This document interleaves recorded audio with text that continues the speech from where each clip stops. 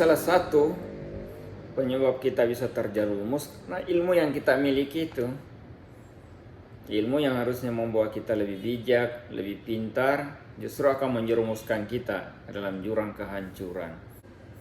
Assalamualaikum warahmatullahi wabarakatuh. Allahumma salli ala sayyidina Muhammad wa ala ali sayyidina Muhammad.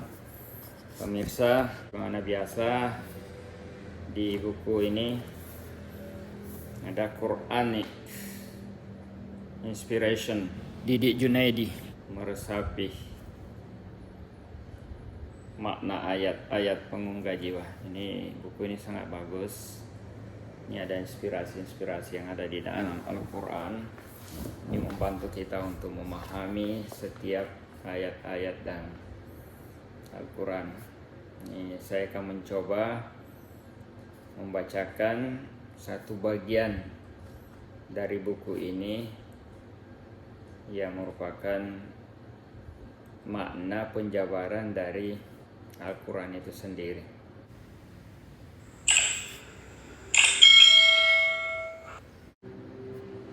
Ada dua materi yang akan saya bacakan isi buku ini. Yang pertama adalah ilmu yang membawa bencana, yang kemudian yang kedua nanti ilmu yang membawa berkah.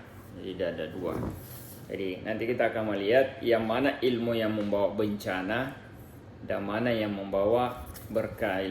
Baik pemirsa, yang pertama adalah ilmu yang membawa bencana.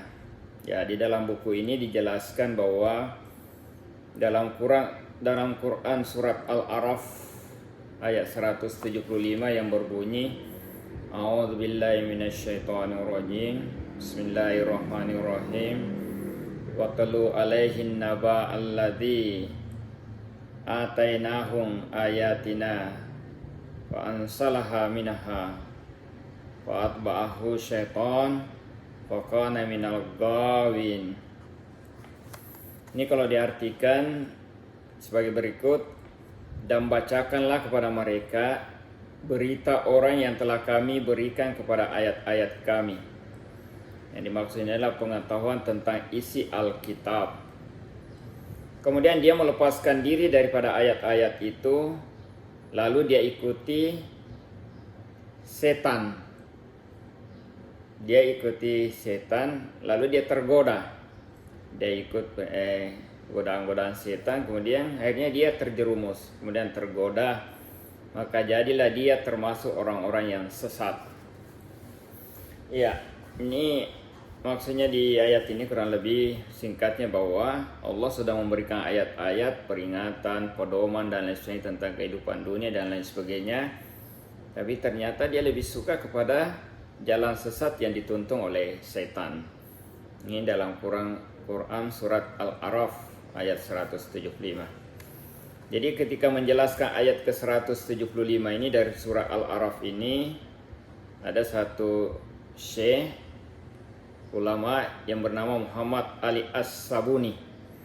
Ini dalam Syahwat Al-Tafasir.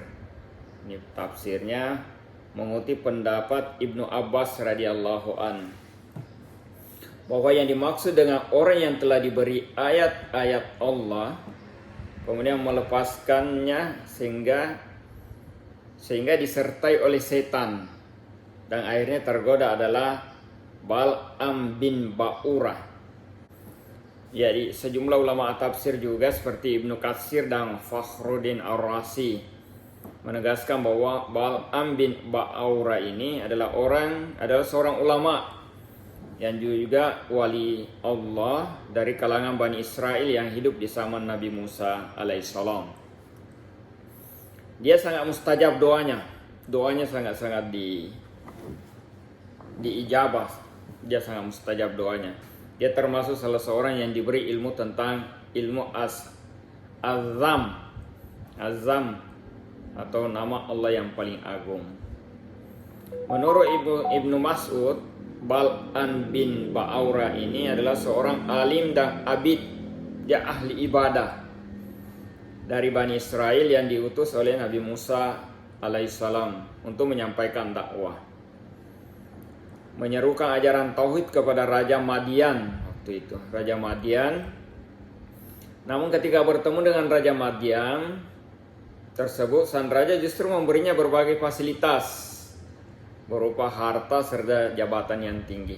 Dia dikasih fasilitas jabatan yang tinggi dengan catatan dia mau meninggalkan ajaran Nabi Musa. Ya, ini tergoda dengan harta dan jabatan. Bal'am bin Baura ini ternyata tidak tahan dengan godaan duniawi, sehingga ia akhirnya menerima tawaran serta pemberian dari Raja Madian dan akhirnya meninggalkan ajaran Nabi Musa alaihissalam, sehingga ia pun menjadi sesat. Naudzubillah. Ya, dia ini ulama, kiai, sangat diijabah doanya, sangat mustajab doanya. Nah, kemudian dia tergoda oleh duniawi. Dia tergoda harta, jabatan, duniawi. Nah, kisah tentang Bal'am bin Ba'aura ini hendaknya menjadi peringatan bagi kita semua.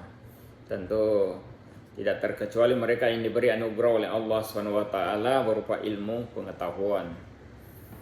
Seorang alim yang memiliki tingkah intelektual yang tinggi, bahkan mungkin juga seorang abid yang ahli ibadah, tidak menjadi jaminan bahwa dia akan tahan terhadap godaan dunia. Indahnya rupa dunia bisa berbentuk kelimpahan materi, jabatan yang tinggi, kemudian popularitas yang menjulang, bahkan bisa berupa sosok perempuan cantik dan mempesona. Sekali lagi perlu ditegaskan bahwa tingginya kualitas intelektual serta tingginya frekuensi ibadah yang dilakukan oleh seorang ternyata tidak menjadi jaminan bahwa dia dapat tahan terhadap godaan nafsu duniawi. Ini kita teringat dengan Azazil ya. Azazil, iblis, penghulu iblis, pemimpin iblis yang ibadahnya luar biasa, tersesat juga karena kesombongan. Kalau yang tadi karena harta, tata, bahkan mungkin fasilitas, dia tergoda meninggalkan keimanannya, jadi sesat. Nah, sekarang waktu itu Azazil karena kesombongannya tidak mau sujud kepada Nabi Adam. Hanya keimanan serta ketakwaan yang menghunjang kuat di dalam lubuk hati seorang yang mampu menghalau semua godaan tersebut. Ya, jadi memang yang harus dipupuk itu adalah keimanan. Dan semua ini gampang tergoda, termasuk mungkin saya sendiri. Insyaallah mudah-mudahan Allah menjauhkan saya dari godaan-godaan kesombongan dan lain sebagainya. Bapak Ibu yang saya hormati, jadi dalam rangkaian ayat di atas jelaskan bahwa jadi setelah Allah SWT menaruh buku ini memberikan ilmu pengetahuan, yaitu pemahaman terhadap ayat-ayat Allah kepada seorang, kemudian orang tersebut melepaskan diri dari ayat-ayat Allah tersebut. Nah, As-Sabuni menafsirkan bahwa kita melepaskan insalaha itu seperti halnya ular yang melepaskan diri dari kulitnya. Ya, As-Sabuni menafsirkan bahwa kita yang melepaskan diri insalaka itu seperti halnya ular yang melepaskan diri dari kulitnya. Orang yang melepaskan diri dari ayat-ayat Allah atau meninggalkannya setelah sebelumnya dia memahaminya demi memenuhi keinginan nafsunya, maka digambarkan oleh rangkaian ayat selanjutnya seperti anjing yang selalu menjulurkan lidahnya setiap saat. Sungguh sangat buruk perumpamaan. Nauzubillah min syalik, summa nauzubillahi min syalik. Sekali lagi insyaallah ya Allah jauhkanlah kami dari keadaan dan kondisi seperti itu. Oleh karena itu dalam ayat lain disebutkan bahwa ilmu yang dimiliki seorang harus disadari dengan keimanan yang kuat. Ilmu yang dilandasi oleh keimanan akan menjadikan seorang memiliki derajat yang tinggi di hadapan Allah Subhanahu wa taala. Sedangkan ilmu tanpa dilandasi keimanan hanya akan membawa malapetaka dan bencana. Nauzubillah min syalik. Demikian, itulah ilmu yang membawa bencana. Ilmu yang membawa bencana yang tidak didasari oleh keimanan kuat, kemudian gampang tergoda oleh kehidupan duniawi, tuh takut mati, takut keadaan dan lain sebagainya, maka akan membuat kita menjadi sesat. Itu ilmu yang membawa bencana. Nah, Bapak Ibu yang kami hormati, saudara-saudara yang saya hormati, kemudian di buku ini juga dijelaskan ilmu yang membawa rahmah. Nah, bagaimana yang membawa rahmah itu? Dalam Quran surat Al-Mujadilah ayat 11 disampaikan di sini, a'udzubillahi minasyaitonirrajim, yarfa'illahu alladzi amanu minkum walladzina utul ilma darajatin. Allah akan meninggikan orang-orang yang beriman di antaramu dan orang-orang yang diberi ilmu pengetahuan beberapa derajat. Sekali lagi, Allah akan meninggikan orang-orang yang beriman di antaramu dan orang-orang yang diberi ilmu pengetahuan beberapa derajat. Jadi di antara kita memang ada yang ditinggikan derajatnya. Dia punya ilmu pengetahuan dan lain sebagainya. Al-ilmu bila amalin kasih syajari bila samarin. Ilmu tanpa amal ibarat pohon yang tak berbuah. Demikian diungkapkan oleh salah satu kalimat hikmah dalam bahasa Arab. Jadi al-ilmu bila amalin kasyajarin bila samarin. Jadi pertama di sini ada beberapa hikmah yang diungkapkan oleh penulis di sini sebagai makna dari ayat tersebut dalam Al-Quran. Kemudian kata-kata bijak dari orang-orang yang berilmu tadi. Yang pertama, bahwa seseorang yang memiliki ilmu tetapi sikap dan perilakunya sama sekali tidak mencerminkan ilmunya, bahkan berbanding terbalik dari ilmu yang dimilikinya, maka ia termasuk orang-orang yang berilmu tapi minus amal. Ya, istilahnya dia berilmu tapi tidak digunakan untuk amal, tidak menghasilkan amal.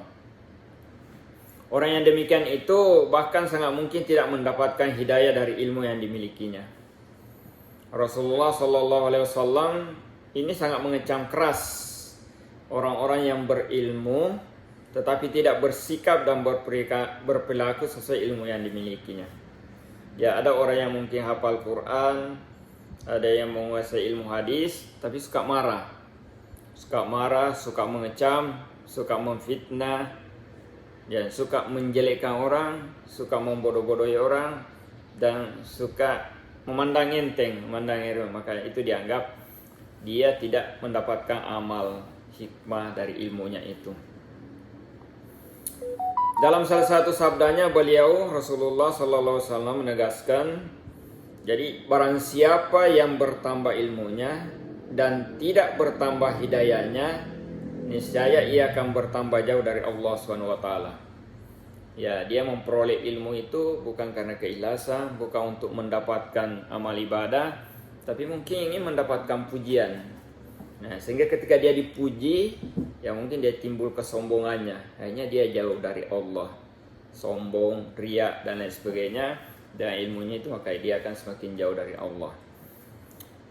Ya, seseorang yang beriman tetapi tidak semakin baik perilakunya, seseorang yang berilmu tetapi tidak semakin baik perilakunya, tidak bertambah taat ibadahnya, tidak memberi manfaat kepada sesama, justru akan semakin jauh dari Allah. Yaitu tadi, artinya mungkin dia disebut kiai, ustadz, tahfiz Quran, penghafal Quran, mungkin dia ilmu hikmahnya tinggi, tetapi dia sombong, ria dan memperlihatkan diri, merendahkan orang lain, menjelekkan orang lain, menyalahkan orang lain, ya dia akan bertambah ria, sombong, dan itu bagian dari perilaku setan.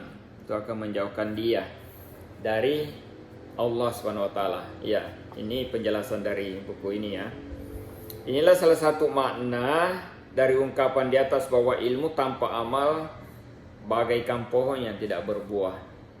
Ya, tidak ada hasilnya, tidak ada manfaatnya bagi orang lain, tidak ada manfaatnya bagi sesama, dan bahkan tidak ada manfaat bagi dirinya sendiri, apalagi untuk orang lain. Sedangkan seseorang yang berilmu, kemudian dia beramal dengan ilmu yang dimilikinya, maka dia akan diberi ilmu oleh Allah yang belum pernah diketahui sebelumnya. Ya, hal ini seperti yang ditegaskan dalam sebuah hadis yang bersumber dari Anas bin Malik.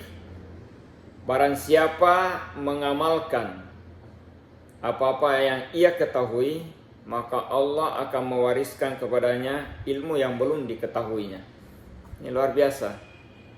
Jadi ketika kita memberikan ilmu bukan berkurang, tapi ilmu kita semakin bertambah. Karena tanpa orang ketahui, tanpa kita sadari, Allah akan memberikan menambah pengetahuan ilmu kita. Sedangkan ilmu yang disimpan, tidak disebarkan, tidak diberikan, maka akan membuat kita semakin terkungkung, terkotak. Itu tadi, karena sombong akhirnya terkotak di situ, tidak berani menambah, tidak mau mendengarkan pendapat orang lain, tidak mau mendengarkan apa yang orang lain sampaikan, seolah kita yang benarnya. Ilmu kita cuma mentok di situ, mentok di situ. Itu yang dimaksudnya di buku ini.